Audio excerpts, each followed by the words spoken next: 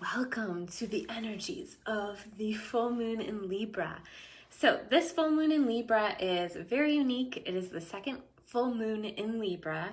And the last one that we had, the last full moon that we had was at 0 degrees of Libra. This one is at 29 degrees of Libra. I recognize that I need to get better at introducing myself because I'm not just posting this on my Facebook, but I'm also posting it on my YouTube. My name is Abigail Barella. I'm a professional astrologer at Sparkle and Shine Guidance. And you can sign up for your free moon oracle through the link in my profile and also below. So if you want to get those, and also just so you guys know, throughout April, we are doing 25% off all of our readings at Sparkle and Shine Guidance. So that's with me or the other astrologer, Kristen, who has just come on board, and I'm super excited. She was a previous student of mine and has gone through both of my programs, not only the astrology program, but also the intuitive healing program that is 3 levels. So super excited about that. Let's get back to the full moon. Okay, full moon in Libra, 29 degrees of Libra. That is the critical degree of Libra. When I'm looking at that degree, and this is Elias, I always say his name wrong and I don't want to do that anymore. Elias Lonsdale. If you ever want to look up, he does the degrees. He does it a little bit differently though. So I always have to look at the 30th degree, which in the kind of astrology that I practice, we do 0 through 29 degrees. There is no 30th degree because that would be 0 degrees. So here is 30 degrees, even though I consider it 29 degrees. It is a black rooster proclaiming the gospel of complex interplay of light and darkness. And this is a lot of what Libra is about, is not necessarily, Libra really tries to avoid seeing those darker aspects and really wants to keep things light and balanced and pretty. And it's ruled by Venus, for goodness sakes. And Venus is all about making things pretty and making things nice. So that's Libra. But this is right on the cusp of the Scorpio cusp. And Scorpio is when we start getting into, oh, you want things pretty. Like, let's just like dig up the shit down here that isn't so pretty so that you can see it, so that you can transform and heal. And so we're kind of on that cusp. And the other interesting thing, there's a lot of interesting things. I could go on and on and on and on about all of the aspects that are happening right now in the sky that haven't happened in hundreds of years and will not happen again in our lifetime. There is so much happening. But I really want to stay focused on this full moon, and maybe I'll talk about some of those other aspects in another video. But with this full moon, we had 5 consecutive full moons at 0 degrees of each sign. It started in Cancer, and it started on the darkest night of the year. It started around the time of the solstice in December, the darkest time of the year. And we got that first new full moon in 0 degrees. 0 degrees is initiating new, uncomfortable energy, okay? So we graduated from that. We came from 0 degrees, and then we had one in January, one in February, one in March, one in April. Wait, where are we? No, this one, sorry, one at the end of March. And then this, oh, I think March had 2. So this full moon in April, it's the second full moon in Libra, but it is breaking that cycle of the 0 degrees. What does that mean? Well, it means that we've been initiated into new territory that we were not expecting. Everybody and their mother said what a horrible year 2018 was, and that 2019 was going to be totally different. Like, everything is going to be different. Well, guess what? Everything is different.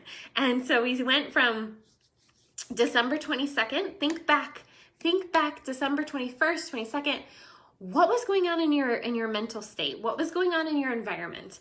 The other interesting thing is that we had the eclipses changing as well. So we had that first introduction to the Capricorn Cancer eclipses that we're in a cycle for now for the next, I bet, like, year. It's been there for a few months, and it's an 18-month cycle. So we were being initiated as well into that Cancer energy. And I think it's really interesting because Libra, this full moon, is an air sign, but the majority of the cards that I pulled are water cards. When I was like, oh, I want a little more about this full moon because I'm so interested in it, because not only does it break the cycle of the 0 degree, it's also in the critical last degree of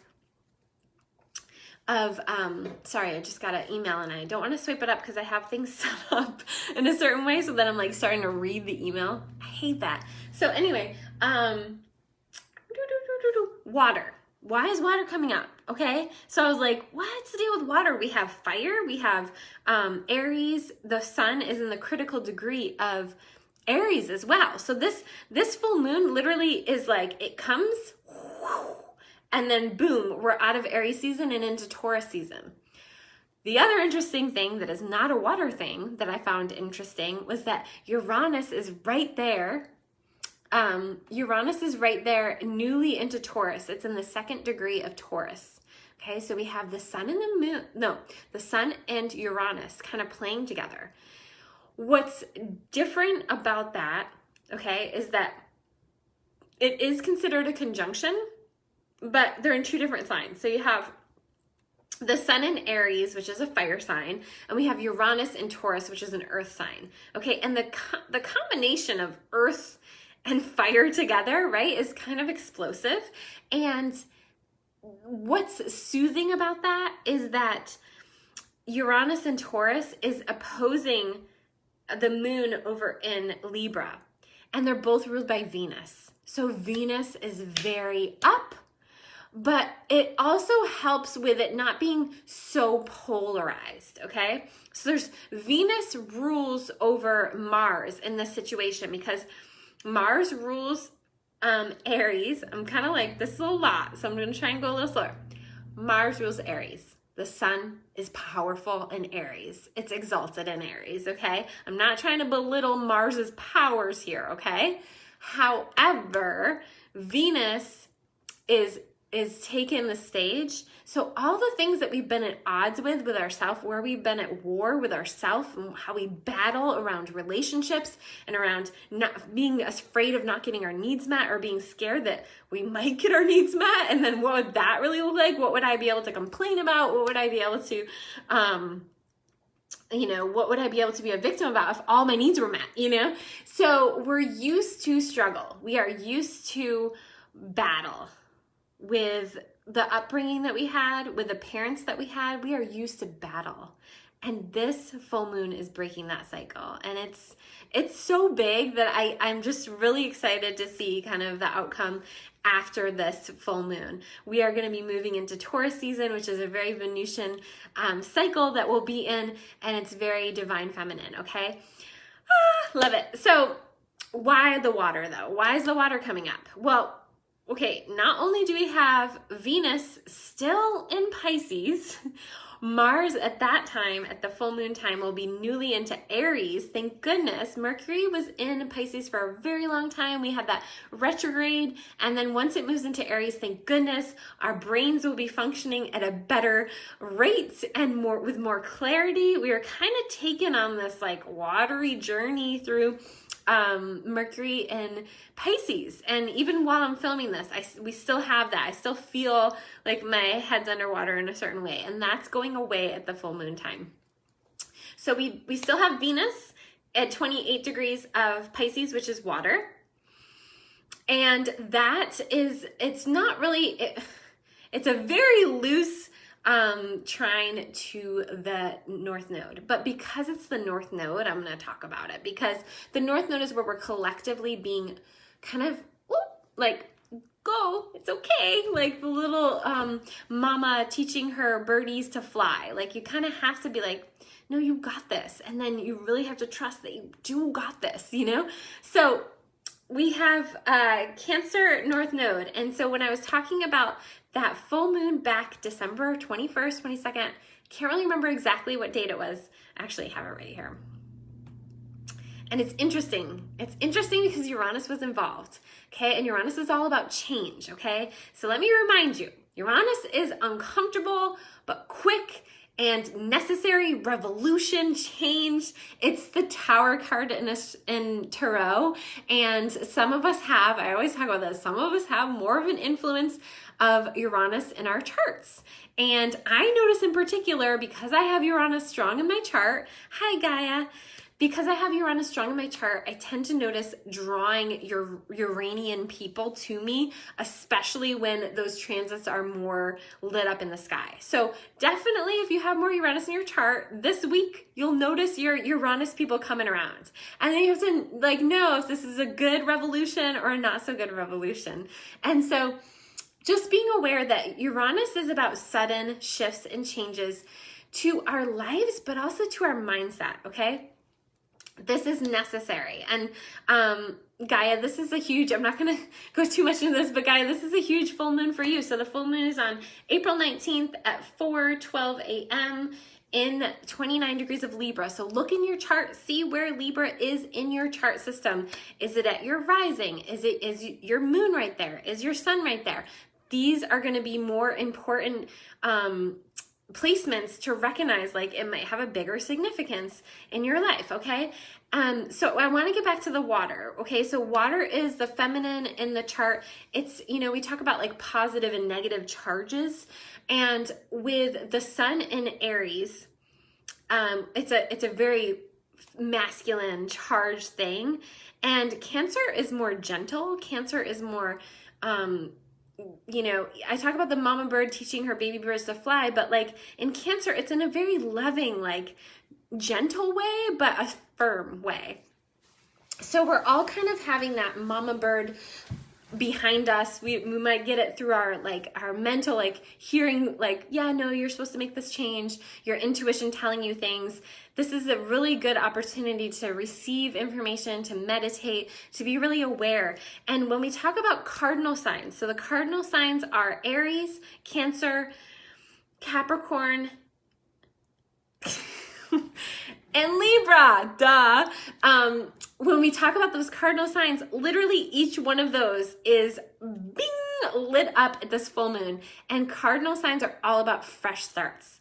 So even though we're done with the equinox and the fresh start of spring, in astrology we say it's the astrological new year because it starts the new zodiac cycle. However, we are still in Aries season. This is the last little boom, you gotta go, you gotta do this, start something fresh. Or if you've already been working on something, a new aspect of it might come in.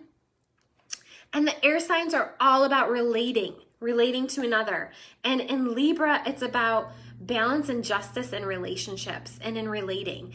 And honestly, what Libra does is it shows us within ourselves where we need to find that equilibrium, where we need to find that self-love and self-worth in order to not demand that from another, but just have that expectation and those boundaries. So Libra is ruled by Venus. And like I said, Taurus we're going to be moving right into Taurus season right after that, which is also ruled by Venus. And Uranus is in Taurus, which is all about the feminine. And it's about, Venus. And so Venus is a lot about money, relating, and desire. So if there was ever a time to align yourself with the law of attraction, that is the time that we're in. And I would love to get to working on just my books, but one of the books that I want to write is connecting each one of the zodiac signs with the laws of the universe. And if that was the case, then you know darn well that the law of attraction would be Venus, because Venus is about radiating that power and that love and that generosity, but also being able to receive that. And so we have to know that the more that we're mirroring that out to others, that first of all, that's possible. Second of all, that we all deserve that. And third of all, that we're not going to interact with people that aren't giving us that respect. Then we are showing people with our actions. So we want to set a good example with that. So the cards that I pulled two water cards. One is the moon on the water, which talks about, the Cancer is ruled, hi Gaia, love you too. Cancer rules, the moon is ruled, but the moon rules Cancer. So it's really telling us our intuition is going to be extra heightened at this full moon. Use it, manifest. and the feminine ways of manifesting. So we all know we have to take action on our desires. We have to take action on the things that we want to manifest. But right now, in this next week, we have to be cautious about not being too masculine, because the masculinity has a place, but this week, because everything's going to be heightened, we have to be careful with our words and the actions that we're taking with others, because they might not be received in the way that we're meaning them to be received. We really want to go within at this full moon.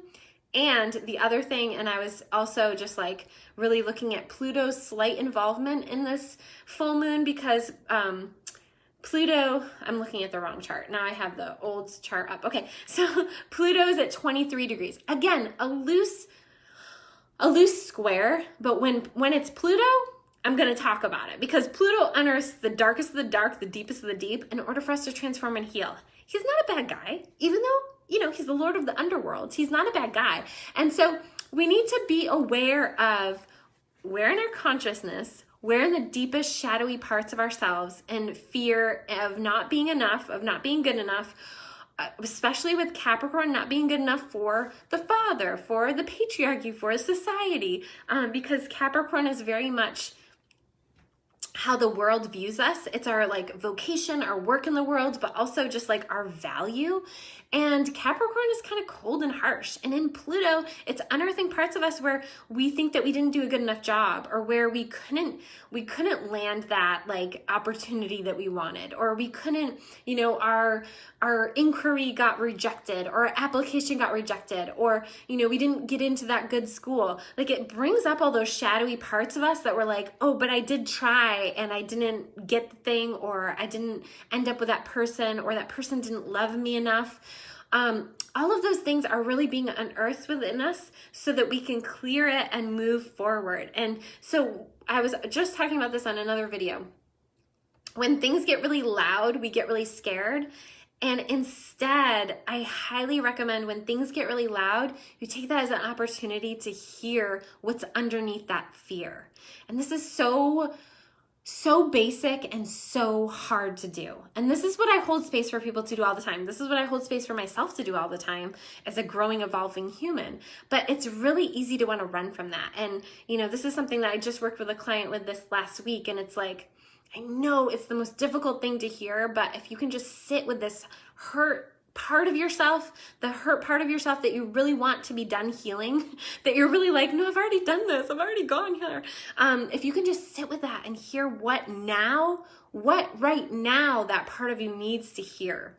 If you can just sit with that long enough, and I'm not talking about months, I'm literally talking about an afternoon. If you can sit with that for an afternoon, watch how much you'll grow in the next month. Watch how much you'll grow. It's like phenomenal, right? Because you're actually making the space to let that thing be heard. Okay, I'm making this too long. I want to show you the other card that I pulled, Ace of Vessels. All of the vessels are about that container, that womb space. And I've been talking about the womb space. I talked about it in another post. It's really up because North Node in Cancer. It's about the mother and the womb space and being felt held and protected, like there's space for you. Now in the womb, you think back, like when we were in the womb, we were squished in there, but we were also held and secure. And like, even though it was very like secure and tight in there, we also felt like that was the perfect space for us to inhabit. So creating that in your environment, creating that in your home life, if you can. If you literally, making that in your car, making that in your, like, whatever space is just for you, like, really just focus on that. The waters of life are coming in. Fresh water wants to come in and cleanse you and clear you. And so that might take form in the form of tears. That might take form in the form of, like, having to use water to cope, taking a bath, taking a shower, really utilizing the healing powers of water right now. I wanted to show you the other card, generosity. The more you're showing generosity, the more it comes back at you. There's a real scarcity fear from that Capricorn, that masculine. It's interesting. The thing about masculine is it fears running out. Like the resources are running out. And the divine feminine energy knows that's not possible. Like that's not going to happen. So generosity. letting it flow, letting it move. And this is also, you know, in the Nine of Vessels, it's interesting because it's like in the water, but this card to me is so fiery. It's all about transformation, and there's something about fire signs or like the fire energy, even though it is masculine, it brings healing. It's like comes in, whoosh, and then it revitalizes all the soil, it revitalizes the whole thing so that new fresh things can grow. Hi, Caitlin. Hi, Cynthia. Hi, Joy. How are you guys doing? Oh, and the last card that I pulled, you guys, we've endured a lot this last winter. It's been a rough winter, beginning spring. Yeah, exactly. Like a forest fire. We're always sad about forest fires, but they actually bring nourishment to the soil, which is like desperately needed sometimes. So this is the five, it's actually stones. And this is about, look at behind this little being, enduring, and kind of, she has her little cave here. And so the stones are all about foundations, the physical, the real 3D reality that we're in. And so the endurance card is saying like, you did it. You did like the basics, you did like the foundational work. And now this is the full moon to just release, let go, and know that good things are coming your way. Yay! So I hope you guys have a beautiful full moon. I am